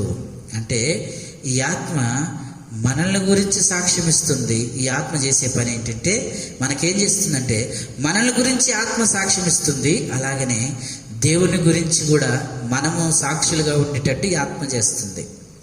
ఈ ఆత్మ మనకేం చేస్తుందంటే దేవునికి మనము పిల్లలమైన సాక్ష్యం ఇస్తుంది. అంతేకాదు దేవునికి కూడా మనమే సాక్షులమని ఈ ఆత్మ మనల్ని మరి సాక్షులుగా వచ్చే ప్రయత్నం చేస్తూ ఉంది. కనుక ఈ ఆత్మ మనకి ఏం చేస్తుంది, ఇది రెండవ ప్రశ్న. మొదటి ప్రశ్న, ఈ ఆత్మ ద్వారా మనం దేవునికి ఏమవుతున్నాం అంటే కుమారులం, వారసులం, తోడి వారసులం, మరి పాలివారిగా చేయటం మనం చూసాం. రెండవది, ఈ ఆత్మ మనకి ఏం చేస్తుందంటే గురువుగా ఉండి బోధిస్తుంది. అంతేకాదు ఆదరణ, మన ఉపకార బుద్ధిని ఈ ఆత్మ నేర్పిస్తుంది. అంతేకాదు కానీ ఎలా మాట్లాడాలో నేర్పిస్తుంది. అలాగనే కాదు కానీ మరి పాపముల గురించి, నీతిని గురించి ఒప్పింపజేసి సర్వసత్యంలోనికి మనల్ని నడిపిస్తుంది. అంతేకాదు కానీ ఈ ఆత్మ మనల్ని సాక్షులుగా నిలవబెడుతుంది. ఇది ఆత్మ. రెండవ సంగతి, ఈ ఆత్మ మనకేం చేస్తుందో, ఒకటి ఆత్మ మన దేవునికి ఏమవుతామో చెప్పింది. రెండవది, ఈ ఆత్మ మనకేమీ చేస్తుందో చూసాం. మూడవది, ఇలాంటి ఆత్మ ఎందుకు ఆరిపోతుంది. ఇప్పుడు మనం తీసుకున్న అంశము ఏంటంటే ఆత్మను ఆర్పకుడి. ఎందుకు ఈ ఆత్మ ఆరిపోతుంది? ఆరిపోవటానికి గల కారణం ఏంటి? బోధించే ఆత్మ, నడిపించే ఆత్మ, దేవునికి కుమారులుగా చేసే ఆత్మ, ఎలా మాట్లాడాలో నేర్పించే ఆత్మ, సర్వసత్యంలోనికి నడిపించే ఆత్మ ఎందుకు ఆరిపోతుంది? ఎందుకు ఆరిపోతుంది? కొన్ని విషయాలు చూద్దాం. ఆత్మ ఆరిపోవటకు గల కారణాలు ఏంటో కొన్ని చూద్దాం. యెషయా గ్రంథము 63వ అధ్యాయం 10వ వచనం. ఆత్మ ఎందుకు ఆరిపోతుంది చూద్దాం. యెషయా గ్రంథము 63వ అధ్యాయము 10వ వచనం. యెషయా గ్రంథం 63వ అధ్యాయం 10వ వచనం. ఆయనను వారు తిరుగుబాటు చేసి ఆయన పరిశుద్ధాత్మను దుఃఖింపజేయగా ఆయన వారికి విరోధి, ఆయన తానే వారితో యుద్ధము చేశాను. ఈ ఆత్మ ఎందుకు ఆరిపోతా ఉంది? ఈ ఆత్మ ఆరిపోవటానికి ఏ ఏ విషయాల్లో మరి ఆత్మ ఆరిపోయే ప్రమాదం ఉందంటే, మొట్టమొదటిది ఆయనను తిరుగుబాటు చేస్తే, అంటే ఆత్మకు విరుద్ధంగా మనం ప్రవర్తిస్తే, ఆత్మకు వ్యతిరేకంగా మనం తిరిగితే, ఆత్మకు మనం వ్యతిరేకంగా తిరుగుబాటుదారులుగా ఉన్నప్పుడు మరి మన ఆత్మ ఆరిపోయే ప్రమాదం ఉంది. ఆత్మకు ఎప్పుడు తిరుగుబాటు చేస్తామంటే, ఆత్మ ఒక రకంగా చెప్తూ ఉంటుంది, శరీరం ఒక రకంగా చెప్తూ ఉంటుంది. ఆత్మ దేవుని సంబంధమైన విషయాలు చెప్తే, శరీరము భౌతిక సంబంధమైన విషయాలు చెప్తుంటుంది. మనం ఎప్పుడైతే భౌతికమైన సంబంధమైన విషయాల కొరకు మనము అటువైపు తూగుతామో ఆటోమేటిక్గా మనం ఆత్మకు వ్యతిరేకులుగా తిరిగినట్లే. భౌతికమైనటువంటి సంబంధాల విషయమై ఎక్కువగా మనం మొగ్గు చూపుతామో ఆ సమయంలో మనం ఆత్మకు విరోధముగా తిరిగిన వారు, తిరుగుబాటు చేసిన వారు. ఆత్మ అంటుంది మోకాల జీవితం కావాలని, ఆత్మ అంటా ఉంది ఆత్మీయ జీవితం కావాలని, ఆత్మ అంటా ఉంది ప్రేమతో కలిసి ఉండాలని, ఆత్మ అంటా ఉంది అందరినీ ప్రేమించమని. ఇవన్నిటికి వ్యతిరేకంగా చేస్తే అది తిరుగుబాటే. కనుక ఆత్మ ఆరిపోవటానికి గల మొదటి కారణం ఏంటంటే తిరుగుబాటు. ఆత్మకు వ్యతిరేకంగా తిరుగుబాటు చేయటం వలన మన ఆత్మ ఆరిపోయే ప్రమాదం ఉంది. రెండవదిగా మరి ఎందుకు ఆరిపోతా ఉందో చూద్దాం. మత్తయి సువార్త 12వ అధ్యాయం. మత్తయి సువార్త 12వ అధ్యాయం. మత్తయి సువార్త 12:31. మత్తయి సువార్త 12వ అధ్యాయము 31వ వచనం. కాబట్టి నేను మీతో చెప్పున్నది ఏమనగా, మనుషులు చేయు ప్రతి పాపమును దూషణను వారికి క్షమింపబడును గాని ఆత్మ విషయమై దూషణకు పాప క్షమాపణ లేదు. ఆత్మ విషయమై దూషణకు పాప క్షమాపణ లేదు. మనిషి కుమారునికి విరోధముగా మాట్లాడేవానికి పాప క్షమాపణ కలగదు గాని పరిశుద్ధాత్మకు విరోధముగా మాట్లాడువానికి ఈ యుగమందైనను రాబో యుగమందైనను పాప క్షమాపణ ఉండదు. ఆత్మ ఆరిపోవడానికి గల రెండవ కారణం, మొదటి కారణం తిరుగుబాటు చేయటము, రెండవ కారణం ఏంటంటే ఆత్మకు వ్యతిరేకముగా అంటాడు కదా, విరోధముగా, ఆత్మకు విరోధముగా మాట్లాడువానికి ఈ యుగమందైనను రాబో యుగమందైనను పాప క్షమాపణ లేదు. ఆత్మకు విరోధముగా మాట్లాడేవాడికి ఏ యుగంలో కూడా పాప క్షమాపణ లేదంట. ఈ మాట చదవగానే మనం అనుకుంటాం, ఆత్మకు విరోధంగా మాట్లాడడం అంటే ఏంటి అంటే, ఆత్మ పరిశుద్ధాత్మ కాదు, లేకపోతే పరిశుద్ధాత్మ ఇట్లాంటుడు, లేకపోతే పరిశుద్ధాత్మను అట్లాంటుడు అని ఆత్మను గురించి మాట్లాడే సంగతి కాదు. ఇది బాగా గమనించాలి. జనరల్గా ఈ మాట చదవగానే మనకి వచ్చే ఆలోచన ఏంటంటే, ఆత్మకు విరోధంగా మాట్లాడడం అంటే ఆత్మని తిట్టడమో, లేకపోతే ఆత్మని ఏదో అంటమో, ఆత్మని ఏదో రకంగా తిట్టడం అని కాదు ఇక్కడ అర్థం. ఏమంటాడంటే ఆత్మకు విరోధముగా, చూడండి, పరిశుద్ధాత్మకు విరోధముగా మాట్లాడువానికి. అంటే పరిశుద్ధాత్మకు మనం ఎలా విరోధంగా మాట్లాడతామంటే మనకు తెలీదు. నేను మాట్లాడట్లేదులే అనుకుంటాం మనం. నేనెందుకు తిరుగుతాను వ్యతిరేకంగా, ఆత్మకు నేను ఎందుకు వ్యతిరేకంగా తిరుగుతాను, నేను ఎందుకు విరోధంగా ఉండను కదా. ఎవరో కొంతమంది అన్యులు మరి పరిశుద్ధాత్మ విషయం విరోధంగా మాట్లాడతారనుకుంటాం. కానీ ఇక్కడ చెప్తున్నటువంటి సందర్భం అర్థం చేసుకోవాల్సిన విషయం ఏంటంటే, మరి పరిశుద్ధాత్మకు విరోధముగా మాట్లాడువాడు అంటే పరిశుద్ధాత్మకు విరోధంగా మాట్లాడేవాడు అంటే అంతకుముందు పరిశుద్ధాత్మ మాట్లాడింది ఆ మాటలకు విరోధంగా మాట్లాడొద్దు అనేది గమనించాలి. వాక్యాన్ని విడమర్చి మనం అర్థం చేసుకోవాల్సిన విషయం. అంతకుముందు ఆత్మ ఏదో మాట్లాడింది. ఆ మాట్లాడిన ఆత్మకు విరోధంగా మనం ఏదన్నా మాట్లాడితే అది ఖచ్చితంగా ఏ యుగంలో కూడా పాపక్షమాపణ ఉండదంట. మరి ఆత్మ ఏం మాట్లాడుతుంది? ఆత్మ అనేక విషయాలు మనకు మాట్లాడి చెప్తా ఉంది. వాక్యానికి లోబడాలని, ప్రార్థన చేయాలని, ఆత్మ విషయమై మీరు ప్రయాసపడాలని ఆత్మ ఎన్నో విషయాలు మాట్లాడుతుంది. వీటికి వ్యతిరేకంగా మనం మాట్లాడడమే పరిశుద్ధాత్మకు మన విరోధంగా జరిగిన వారం అవుతాం. ఒక వ్యక్తిని ద్వేషించుకుంటున్నాడు. ఒక వ్యక్తి ఇంకొక వ్యక్తిని ద్వేషించుకుంటున్నాడు అనుకోండి. ఇప్పుడు నేను వెళ్ళి ఆ వ్యక్తి ఇంకొక వ్యక్తిని ద్వేషించుకుంటున్నప్పుడు నిజమైనటువంటి ఆత్మ ఏం చెప్తా ఉందంటే క్షమించమని అడుగుతా ఉంది. అది ఆత్మ మాట్లాడిన తీరు. ఆత్మ మాట్లాడేది ఏంటంటే, నేను కొట్టిన వానిపై ఒక తన్ను అని ఆత్మ చెప్పదు, క్షమించమని చెబుతుంది. ఆత్మ చెప్పే మాట అదే. ఇప్పుడు పోయి ఒక వ్యక్తి ఇంకొక వ్యక్తితో విరోధంగా లేకపోతే ద్వేషిస్తున్నాడు. నేను వెళ్ళి ఈ వ్యక్తికి ఏం చెప్పాలి? ఎందుకు ద్వేషిస్తున్నావయ్యా? మనకు ఆత్మ నేర్పిస్తున్న మాట ఏంటి? ఆత్మ మాట్లాడింది ఏంటి అని మనం చెప్పాలి. అది కాకుండా వేరే విషయాలు, అట్లా చేస్తాడా, ఇట్లా చేస్తాడా, అయ్యంటాడా, నువ్వెందుకున్నావు అట్లా అంటే అప్పుడు ఆటోమేటిక్గా మనకి తెలియదు. వ్యతిరేకంగా మనం పరిశుద్ధాత్మ మాట్లాడిన మాటకు మనం వ్యతిరేకంగా తిరుగుతున్నామని మనకి అప్పటికి అర్థం కాదు. ఏదో మాట్లాడుతున్న నాలుగు ఉంది కాబట్టి మాట్లాడుతున్నామని అనుకుంటాం. కానీ మనము పరోక్షకంగా దేనికి వ్యతిరేకంగా తిరుగుతున్నాం అంటే పరిశుద్ధాత్మ పలికిన మాటకు మనం వ్యతిరేకంగా తిరుగుతున్నాం. పరిశుద్ధాత్మ చెప్పిన మాటకు మనం వ్యతిరేకంగా మాటలు చెప్తున్నాం కదా. కాబట్టి ఇది పరిశుద్ధాత్మకు వ్యతిరేకంగా తిరగటం అంటే ఎవరితో గురించి కాదు, మన గురించే. మనమే తిరిగేది పరిశుద్ధాత్మకు వ్యతిరేకంగా. లోకంలో ఉన్నటువంటి వ్యక్తులకి ఏం తెలుసు? పరిశుద్ధాత్మ గురించి తెలియదు, ఆత్మ గురించి తెలియదు. వాళ్ళు వ్యతిరేకంగా తిరగాలన్న సంగతి వాళ్ళకి తెలియదు. అయితే ఎవరికి తెలుసు అంటే మనకు తెలుసు. ఇప్పుడు తిరిగేది ఎవరంటే మనమే. ఆత్మ ఒక రకంగా బోధిస్తే మనం ఇంకొక విధంగా మాట్లాడడం, ఇంకొక విధంగా ప్రవర్తించడం ఆత్మకు విరోధంగా మాట్లాడిన వారమే. ఈ రోజున మనము చాలా విషయాలు గమనించుకోవాలండి. ఆత్మీయ జీవితం అంటే లోతుల్లోనికి వెళ్ళి ఆ పరిశీలన చేస్తే ఆత్మీయత అనేది అర్థమవుతుంది. ఏదో భౌతిక సంబంధంగా చూస్తే ఆత్మ విషయాలు ఎవరికి బోధించబడవు.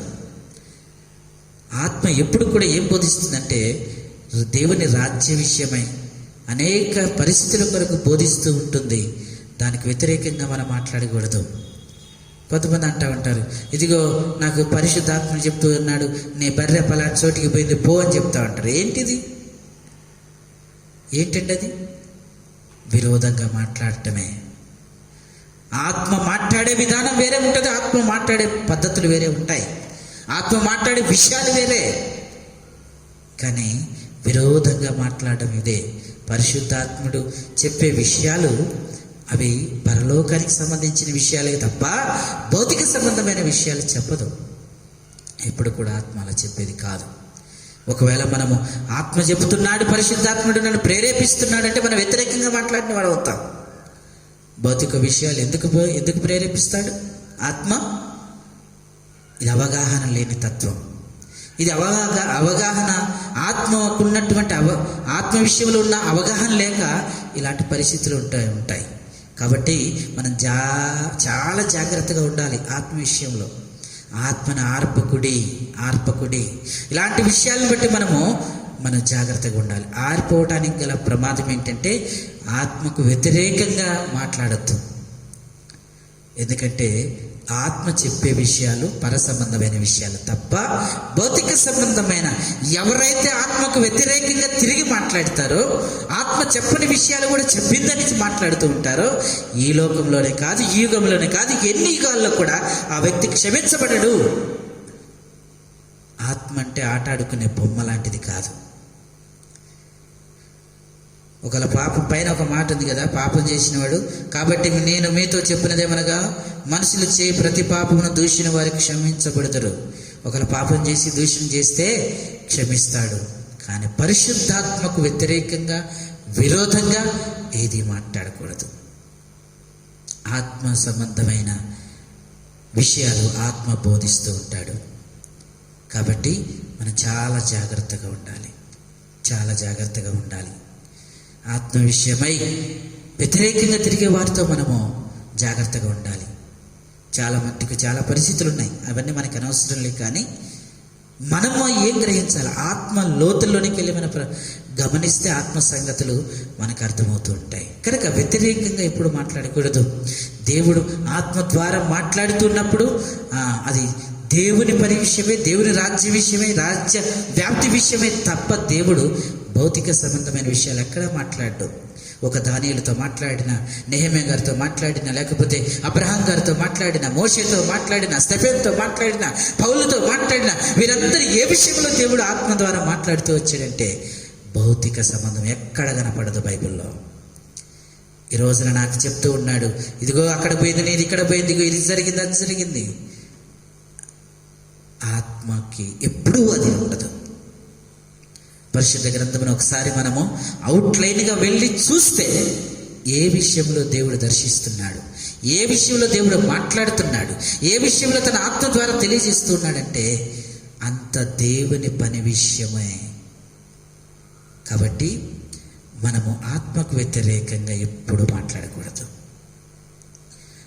ఆత్మ బోధించని సంగతులు కూడా బోధించాడు, నాకు చెప్పాడు అనుకుంటుంటాం కొన్నిసార్లు. ఎందుకంటే దురాత్మకు కూడా ఏముందో తెలుసా? ప్రవచించే వరము దురాత్మకు కూడా ఉన్నాయి. ప్రవచించే ఆత్మ, ఎందుకంటే ఆత్మకు అన్ని, దురాత్మకు అన్నీ తెలుసు, ఎలా ఉంటుందో పరిశుద్ధాత్మ సంగతులు ఏంటో. ఎందుకంటే అందుకని పరిశుద్ధాత్మ వచ్చిన వాళ్ళల్లో అందరూ పరిశుద్ధాత్మతో నింపబడిన వారు ఉండరు, కొంతమంది దురాత్మతో కూడా నింపబడిన వారు ఉంటారు.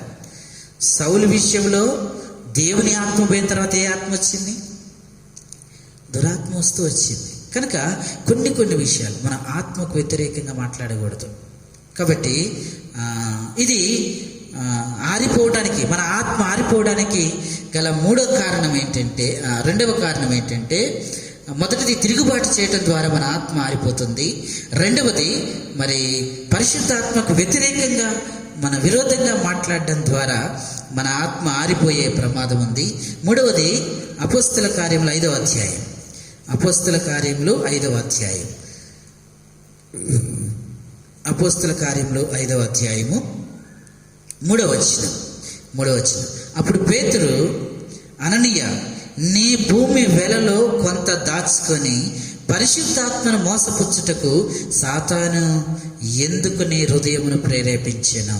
అననీయతో మాట్లాడుతున్నటువంటి మాట చూస్తూ ఉన్నాం. అననీయ మరి నీ ఆస్తి అమ్మి దేవునికి అని ఎవరు చెప్పలే, ఆయనంతటా ఆయన తీర్మానం తీసుకున్నాడు, అమ్ముకుని ఇంతే వచ్చిందని వచ్చేసి పేతురును మోసం చేస్తున్నానని అనుకున్నాడు. కానీ పరిశుద్ధాత్మకు వ్యతిరేకంగా తిరుగుతున్నాను, పరిశుద్ధాత్మను మరి నేను ఇక్కడ ఏమంటాడు 3వ వచనంలో, పరిశుద్ధాత్మను మోసపుచ్చుతున్నానని అనుకోవటం లేదు. అందుకే పేతురు గారు అంటున్నాడు, అననీయ, నువ్వెందుకు పరిశుద్ధాత్మను మోసపుచ్చుతున్నావు అంటే, ఇక్కడ ఆత్మ ఆరిపోయే 3వ ప్రమాదం ఏంటంటే, మనము అసత్యములో ఉంటే ఆత్మ ఆరిపోయే ప్రమాదం ఉంది. అంటే అబద్ధాల విషయంలో ఆత్మను మోసపుచ్చిన వారు మొత్తం ఎందుకు ఆరిపోతుందంటే, అబద్ధాలు ఒకవేళ మన జీవితంలో కలిగి ఉంటే, అసత్యాన్ని మన జీవితంలో కలిగి ఉంటే ఆత్మ ఆరిపోయే ప్రమాదం ఉంది. మనం చాలా తేలిగ్గా చిన్న విషయాలకు కూడా మనము అబద్ధాలు ఆడటం ప్రారంభిస్తాం. అది మనకు అబద్ధం అన్న సంగతి లేదు, మాట్లాడుతుంటే అలా దబ్బుకొని వచ్చేస్తుంటుంది, కానీ అది అబద్ధమే కదా. అప్పుడు మనం అనుకోవాల్సింది ఒకటే, మనం మోసపుచ్చేది ఎవరినంటే ఎదుటిన ఉన్నటువంటి వ్యక్తిని కాదు, పరిశుద్ధాత్మను మోసపుచ్చుతున్నాం. కనుక పరిశుద్ధాత్మ అక్కడ ఏమంటాడు, ఆత్మను ఆర్పుకుడి. ఆరపటానికి గల 3వ కారణం ఏంటంటే, మరి అసత్య జీవితం కలిగి ఉన్నప్పుడు ఆత్మ ఆరిపోతుంది. ఏం చెప్పాల్సిన అవసరం లేదు, అసత్యం ఉందంటే ఆత్మ లేదని అర్థం చేసుకోవాల్సింది. కనుక ఆత్మ ఆరిపోవడానికి గల 3వ కారణం అసత్యము. అలాగే 7వ అధ్యాయం, అపోస్తల కార్యములు 7వ అధ్యాయము 51వ వచనం. 7వ అధ్యాయం, ముష్కరులారా, హృదయములను చెవులను దేవుని వాక్యమును లోపరచనొల్లని వారారా, మీ పితరుల వలె మీరును ఎల్లప్పుడూ పరిశుద్ధాత్మను ఎదిరించుచున్నారు. మన ఆత్మ ఆరిపోవడానికి గల కారణం, 4వ కారణం ఏంటంటే, ఇక్కడ ముష్కరులారా, హృదయములను చెవులను దేవుని వాక్యమునకు లోపరచనొల్లని వారులారా. ఫుట్నోట్లు ఏం రాయబడి ఉంది? వంచని మెడగల వారులారా, హృదయముల యందును చెవుల యందును సున్నతి పొందని వారులారా. ఫుట్నోట్లు రాయబడింది. మెడ వంచని వారు దేనికి? దేవుని వాక్యానికి కదా. దేవుని వాక్యమునకు లోబడని వారులారా అంటాడు. ఎన్నో వాక్యాలు వింటా ఉన్నాం, కానీ వాక్యం ఎందుకు పనిచేయట్లేదు మన జీవితాలు అంటే లోబడని తత్వం ఉంది. దేవుని వాక్యానికి లోబడినే జీవించాలనేటువంటి విధానం లేదు గనక వాక్యం పని ఆయన ఇలా చెప్పిండు, ఈయన చెప్పిండు ఆయన. దేవుని వాక్యానికి లోబడకపోతే మన ఆత్మ ఆరిపోతుంది. ఎప్పుడైతే దేవుని వాక్యానికి మనం వ్యతిరేకంగా మారుతామో ఆటోమేటిక్గా మన గ్రహంలోనికి రావాల్సింది ఏంటంటే నా ఆత్మ ఆరిపోతుంది. ఎందుకంటే ఆత్మకున్నటువంటి లక్షణం ఏంటంటే దేవుని వాక్యాన్ని స్వీకరించడమే ఆత్మకు తెలుసు, కానీ వ్యతిరేకంగా తిరగటం ఆత్మకు తెలియదు. వ్యతిరేకంగా తిరుగుతున్నాము దేవుని వాక్యానికంటే మనలో ఆత్మ ఆరిపోతుంది. మనం గమనించాలి. దేవుని వాక్యానికి లోబడి ఉండాలి, దేవుని వాక్యానికి తగినట్టుగా ఉండాలి. దేవుని వాక్యానికి మన హృదయాలను అప్పగించాలి, దేవుని వాక్యాన్ని మన చెవులు అప్పగించాలి, దేవుని వాక్యాన్ని వినడానికి ఆతృతపడాలి. దేవుని వాక్యమే వినకుండా నేను ఆత్మీయులని ఎలా చెప్తాను? దేవుని వాక్య ప్రకారం జీవించకుండా ఆత్మ ఎలా మనలో ఉంటుంది? ఆరిపోయే ప్రమాదం ఉంది. కనుక ఇది మరి 4వ సంగతి, దేవుని వాక్యమునకు లోబడని వారి ఆత్మ ఏం చేయబడుతుందంటే ఆరిపోయే ప్రమాదం ఉంది. 5వదిగా మరి ఎఫెసీయులకు రాసిన పత్రిక 4వ అధ్యాయం 5వదిగా ఆత్మ ఆరిపోవడానికి గల 5వ కారణం. ఎఫెసీయులకు రాసిన పత్రిక 4వ అధ్యాయం, ఎఫెసీయులకు రాసిన పత్రిక 4వ అధ్యాయం 30వ వచనం. దేవుని పరిశుద్ధాత్మను దుఃఖపరచుకుడి, విమోచన దినం వరకు ఆయన యందు మీరు ముద్రింపబడి ఉన్నారంట. ఇక్కడ చూసారా, దేవుని పరిశుద్ధాత్మను దుఃఖపరచుకుడి. మనం ఎప్పుడు దుఃఖపరిచాం? అసలు ఎలా దుఃఖపరుస్తాం పరిశుద్ధాత్మని? దేవుడిచ్చినటువంటి ఆత్మను మనం ఎలా దుఃఖపరుస్తాం? కింద 31వ వచనంలో రాయబడింది చూడండి. సమస్తమైన ద్వేషమును, కోపము, క్రోధము, అల్లరి, దూషణ, సకలమైన దుష్టత్వము మీరు విసర్జించుడి. ఒకని ఎడల ఒకడు దయగలిగి కరుణాహృదయులై క్రీస్తునందు దేవుడు మిమ్మల్ని క్షమించిన ప్రకారము మీరును ఒకరినొకరు క్షమించుకునండి. ఎలా మనం ఆత్మను దుఃఖపరుస్తున్నామంటే ఏ విషయాలు దుఃఖపరుస్తున్నాం చూడండి. పరిశుద్ధాత్మ దుఃఖపరచుకుడి అని చెబుతూ సమస్తమైన ద్వేషము, కోపము, క్రోధము, అల్లరి, దూషణ, సకలమైన దుష్టత్వము, వీటిని బట్టి మనలో ఉన్నటువంటి ఆత్మను మనం ఏం చేస్తున్నామంటే మరి దుఃఖపరిచే వారంగా ఉంటున్నాం. మన యొక్క పరిస్థితులను బట్టి, మాటలను బట్టి, తీరును బట్టి, పద్ధతులను బట్టి కదా పరిశుద్ధాత్మను మనం దుఃఖపరిచే వారంగా ఉంటున్నాం. ఇక్కడ చాలా విషయాలు రాయబడుతూ వచ్చాయి. మరి ఎఫెసీయులకు రాస్తూ చెప్తున్నటువంటి సంగతి పౌలు గారు, పరిశుద్ధాత్మను దుఃఖపరచకండి. అక్కడ తెసలోనిక సంఘానికి చెప్తూ వచ్చాడు, ఆర్పకండి అని చెప్పాడు. ఇక్కడ మరి ఎఫెసీ సంఘానికి చెప్తున్న మాట, పరిశుద్ధాత్మను దుఃఖపరచవద్దు. ఎందుకంటే పరిశుద్ధాత్మను దుఃఖపరిచే పరిస్థితి ఏదైనా ఉంటే ఆత్మ ఆరిపోతుంది. కనుక మన జీవితంలో మనం ఏం చేయాలి అని అంటే ఏప్రిల్కి రాసిన పత్రిక 10వ అధ్యాయం ఇది చూసుకొని ముగించుకుంటాం. ఏప్రిల్కి రాసిన పత్రిక 10వ అధ్యాయం 37వ వచనం, 10వ అధ్యాయం 37వ వచనం. ఇక కాలము బహు కొంచెముగా ఉన్నది, వచ్చుచున్నవాడు ఆలస్యం చేయక వచ్చును. నా ఎదుట నీతిమంతుడైన వాడు విశ్వాస మూలముగా జీవించును గాని అతడు వెనుక తీసిన ఎడల అతని యందు నా ఆత్మకు సంతోషము ఉండదు. మనం ఏం చేయాలంటే ఇక కాలము కొంచెంగా ఉన్నది, వస్తున్నాను చెప్పిన ఆయన మరి త్వరగా వస్తున్నాడు. అయితే ఇప్పుడు మనం ఏం చేయాలంటే ఆత్మ విషయంలో వెనక తీయొద్దు. ఒకవేళ వెనక తీస్తే మరి ఏమంటాడు అక్కడ?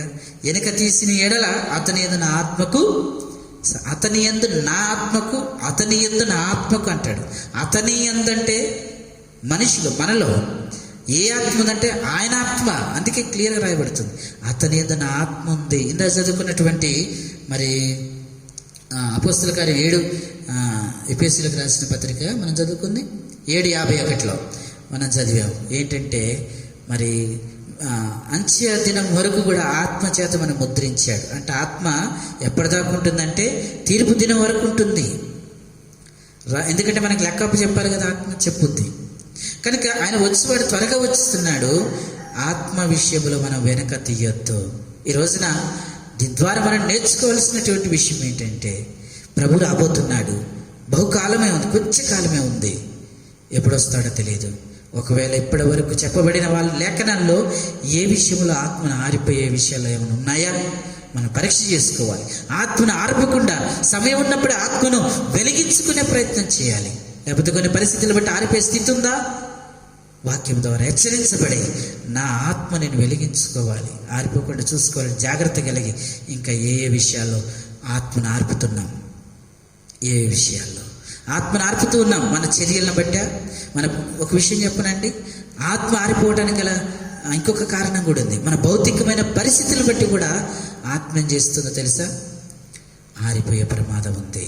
ఈ శరీరంతో చేసే ప్రతి పని ఆత్మను ఆరిపోవడానికి కారణం ఉంది. ఎందుకంటే మీ పరిశుద్ధమైనటువంటి అవయములతో దేవుని ఘనపరచండి అని చెప్పారు దేవుడు. మన భౌతికమైన సంబంధ పరిస్థితులు కూడా మనం సరి చేసుకోవాల్సినటువంటి వారంగా ఉన్నాం. కనుక ఆత్మ 3 సంగతులు మనం చూస్తూ వచ్చాం. ఒకటి, ఆత్మ మనల్ని ఏం చేస్తుందంటే దేవునికి వారసులుగా, కుమారులుగా, పాలివారిగా, మహిమ పొందేవారిగా ఆత్మ చేస్తుంది. రెండవది, ఈ ఆత్మ మనకేం చేస్తుందంటే మనను మరి మాట్లాడడం నేర్పిస్తుంది, ఉపకార బుద్ధి నేర్పిస్తుంది, మరి సమస్తమును మనకు బోధిస్తూ ఉంది.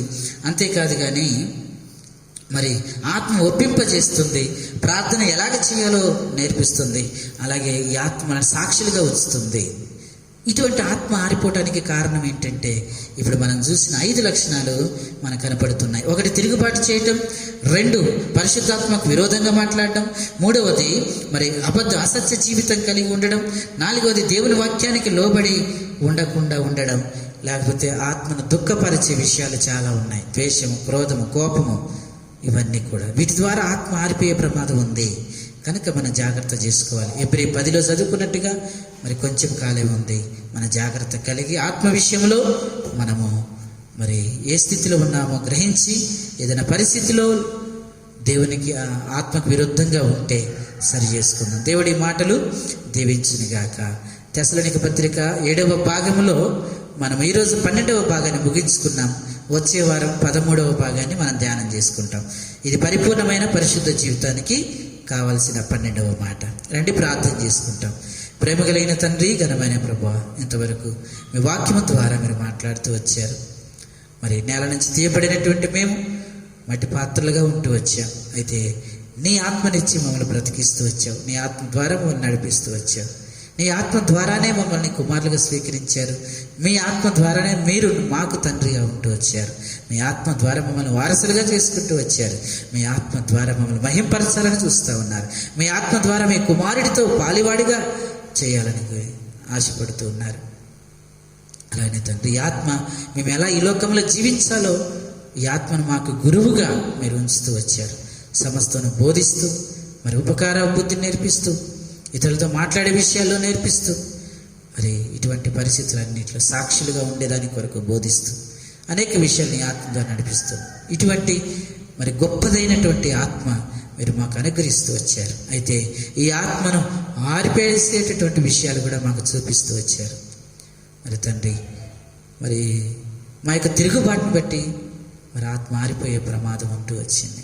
అంతేకాదు కానీ మాకు విరోధముగా, మీ ఆత్మకు విరోధంగా మాట్లాడటను బట్టి మా ఆత్మ ఆరిపోయే ప్రమాదం ఉంది. అసత్య జీవితమును బట్టి ఆరిపోయే ప్రమాదం ఉంటుంది. మరి ద్వేషము, కలహము, క్రోధము, ఇటువంటి వాటిని బట్టి ఆత్మ ఆరిపోయే ప్రమాదం ఉంది. మీరు అక్కడ కొద్దిగా కొంత సమయమే ఉంది. అయితే తండ్రి, ఈ ఆత్మను మీరు అక్కడి వరకు వెలిగించుకునే విషయంలో జాగ్రత్త కలిగి మరి బలిపీఠం మీద దీపం నిత్యము వెలుగుచుండవలెనని ఆజ్ఞ ప్రకారంగా మరి మా ఆత్మీయ జీవితాన్ని వెలిగించుకొని మీరు అక్కడ కొరకై సిద్ధపడినట్లుగా సహాయం చేయండి. విత్తబడిన వాక్యం నీరు కట్టి ఫలింపజేస్తురండి.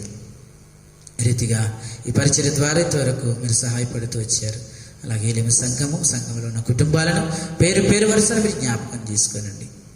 ప్రభా, ఏ కుటుంబాల్లో అవసరతలు ఉన్నాయో వాటన్నిటిని తీర్చండి. కరోనా పరిస్థితుల కొరకై ప్రార్థన చేస్తూ ఉన్నాం ప్రభా. ఈ పరిస్థితుల నుంచి ఈ దేశాన్ని, ప్రపంచాన్ని మీరు విడుదల చేయమని అడుగుతాం ప్రభా. మీరు కృప చూపించండి.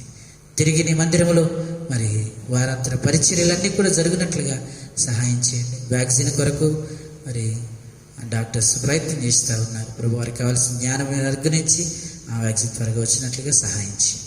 ఇంకా అక్కర్లు ఎన్నో ఉంటూ వచ్చాయి. ఆ అక్కర్లన్నింటినీ మీరు తీర్చమని ఏ సతి పరిశుద్ధ నామను బట్టి అడిగి వేడుకొనిస్తున్నాము తండ్రి, ఆమేన్.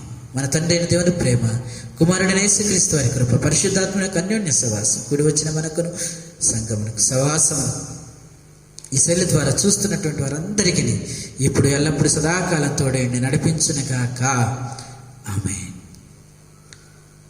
అందరికీ వందనాలండి. Praise the lord.